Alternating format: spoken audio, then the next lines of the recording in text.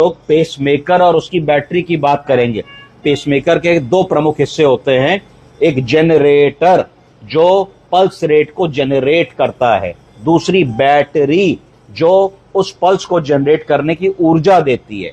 आपको मोबाइल रोज चार्ज करना पड़ता है, पर पेसमेकर की बैटरी जो एक बार लगती है वो 10 से 15 साल तक चल सकती है। देखिए क्या क्षमता है, क्या साइंस है, क्या टेक्नोलॉजी है।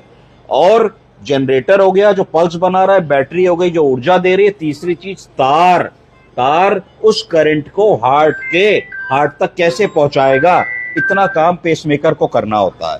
तो अब अगर हम बात करते हैं तो पेसमेकर क्यों इस्तेमाल होता है, ये इसलिए इस्तेमाल होता है कि वो रेगुलेट करता है हार्ट बीट को।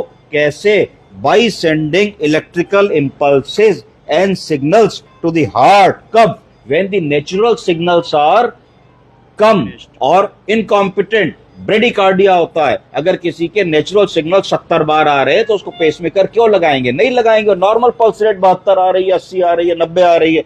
अगर किसी की ब्रेडिकार्डिया हो रहा है, पल्स रेट 40 हो रही है, 30 हो रही है, रोज उसको चक्कर आ रहे हैं, वो आदमी गिर रहा है, तो he is a candidate for pacemaker.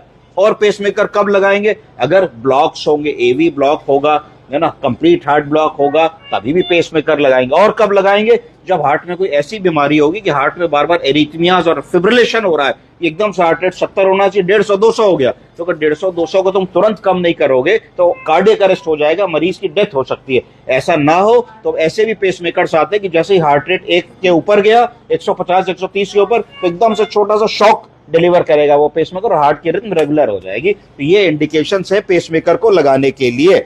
अब पेसमेकर हेल्प करता है हार्ट रेट को नॉर्मल रखने में, जिससे कि जो सिनर्जिक इफेक्ट है हार्ट रेट का और चैम्बर्स की कॉन्ट्रैक्टिबिलिटी का वो मेंटेन रहे। एक पेसमेकर का और काम है, जो डुअल चैम्बर पेसमेकर आते हैं, जो ऑरिकल्स और वेंट्रिकल्स दोनों को पेस करते हैं। ऐसे मरीज जिनको CHF कंजेस्टिव हार्ट फेलियर की बीमारी है और जिनका इजेक्शन फ्रैक्शन बहुत पुअर है, उनके इजेक्शन फ्रैक्शन को भी ऐसे पेसमेकरों को लगा के कुछ बढ़ाया जा सकता है, यानी कि एग्जिस्टिंग इजेक्शन फ्रैक्शन 25% तक बढ़ सकता है इस तरीके के पेसमेकर्स को लगाने के बाद। अब अगर हम थोड़े इतिहास की बात करें, पीछे जाएं, पेसमेकर पहला कब बना, कब लगा, कब सक्सेसफुली वो इंस्टॉल हुआ, तो हमको जाना पड़ेगा काफी पीछे। काफी पीछे का मतलब है 1957, 1957। बहुत पुरानी बात नहीं, कुल 75 साल पुरानी बात है। किसको लगा था? एक बच्ची को लगा था। कितने साल की थी? 3 साल की थी। 3 साल की बच्ची को पेसमेकर लगा, जिसकी जान जा रही थी। उस समय पेसमेकर्स अंडर डेवलपमेंट थे, बहुत ही क्रूड लेवल पे थे। तो उस समय के कार्डियक सर्जन को लगा कि हमको इस रिसर्च को इस्तेमाल करना चाहिए इस बच्ची की जान